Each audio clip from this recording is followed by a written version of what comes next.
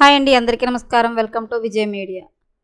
Pan card ఉన్నవారందరికీ కొత్త rules, కేంద్రం కీలక అప్డేట్, లేటెస్ట్ అప్డేట్ రావడం జరిగింది. సో దానికి సంబంధించిన పూర్తి వివరం చెప్పడం కోసం అయితే నేను ఈ వీడియో చేస్తున్నాను. వీడియోని ఎక్కడ స్కిప్ చేయకుండా పూర్తిగా చూడండి ఫ్రెండ్స్. అప్పుడే నేను చెప్పే సమాచారం మీకు బాగా అర్థమవుతుంది. అలాగే వీడియో నచ్చితే కనుక వీడియోకి లైక్ ఇచ్చి మా ఛానల్ సపోర్ట్ చేయండి.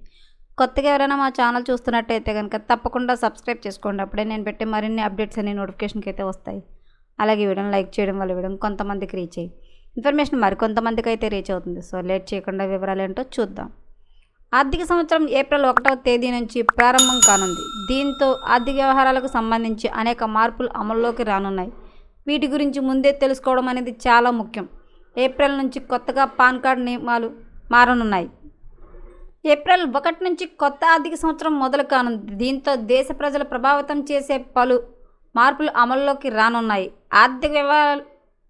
ఆర్థిక విషయాలను ప్రభావితం చేసే పలు కొత్త నిబంధనలు కేంద్రం ప్రవేశపెట్టింది. ఇక ఇన్కమ్ ట్యాక్స్ రూల్స్తో పాటు పాన్ కార్డ్ నియమాల్లో పలు మార్పులు జరగనున్నాయి. ఏప్రిల్ 1 నుంచి కొత్త ఐటీ చట్టంతో పాటు ఇన్కమ్ ట్యాక్స్ నియమాలు కూడా అమల్లోకి రానున్నాయి. ఇప్పటికే నియమాలను సంబంధించి ఆదాయ పన్ను శాఖ ముసాయిదాను విడుదల చేసింది. ఈ ముసాయిదాలో పలు కీలక విషయాలను పొందుపరిచింది. ఈ ముసాయిదాకు ఆమోదం తెలిపే కొత్త ఆర్థిక సంవత్సరం నుంచి నిబంధనలు అమలు చేస్తారు. కొత్త గైడ్లైన్స్ ఏంటి అనేది ఇప్పుడు చూద్దాం. ఏప్రిల్ 1వ తేదీ నుంచి అమల్లోకి వచ్చే రూల్స్ ప్రకారం తక్కువ విలువ కలిగిన ఆస్తిని అమ్మినా లేదా కొన్న కాగిత పని తక్కువ కానుంది.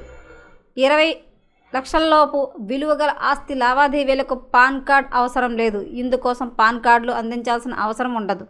ప్రస్తుతం ఇల్లు, ఫ్లాట్ లేదా ఇతర స్థిరాస్తులను కొనుగోలు చేసినప్పుడు లేదా అమ్మినప్పుడు 10 లక్షలు దాటితే పాన్ కార్డు తప్పనిసరిగా ఇవ్వాల్సి ఉంటుంది. ఇప్పుడు ఆ పరిమితిని 20 లక్షలకు పెంచనుంది. దీంతో ఈ పరిమితిలోపు ఆస్తులు కొన్న, అమ్మిన పాన్ కార్డును అందించాల్సిన అవసరం లేదు. అంతకుముందే జరిగే లావాదేవీలకు మాత్రమే పాన్ అందించాల్సి ఉంటుంది. గిఫ్ట్లు, ఆస్తి బదిలీలు వంటివి పరిమితి దాటితేనే పాన్ రిపోర్టింగ్ నియమాలు పరిధిలోకి వస్తాయి. గత కొన్ని సంవత్సరాలుగా ఆస్తి విలువలు భారీగా పెరుగుతున్నాయి. 10 లక్షల పరిమితి వల్ల చిన్న లావాదేవీలకు కూడా పాన్ అవసరమవుతుంది. పరిమితిని పెంచడం వల్ల భవిష్యత్తులో ప్రస్తుతం మార్కెట్ వాస్తవాలను ప్రతిబింబించేలా నియమాలను సర్దుబాటు చేస్తోంది. తక్కువ విలువ గల లావాదేవీలను ఇక నుంచి పూర్తి చేయడం సులభతరం కావచ్చు. కుటుంబ ఆస్తి బదిలీలు, చిన్న కొనుగోలుదారులకు కాగితపు పనిని తగ్గించవచ్చు. ఇక 20 లక్షలకు మించిన ఆస్తి లావాదేవీలకు పాన్ అవసరం. వ్యక్తి ఆదాయ రికార్డులతో అనుసంధానించడానికి, అధిక విలువ గల రియల్ ఎస్టేట్ లావాదేవీలను పర్యవేక్షించడానికి ఇన్కమ్ ట్యాక్స్ డిపార్ట్మెంట్కు ఇది ఉపయోగపడుతుంది.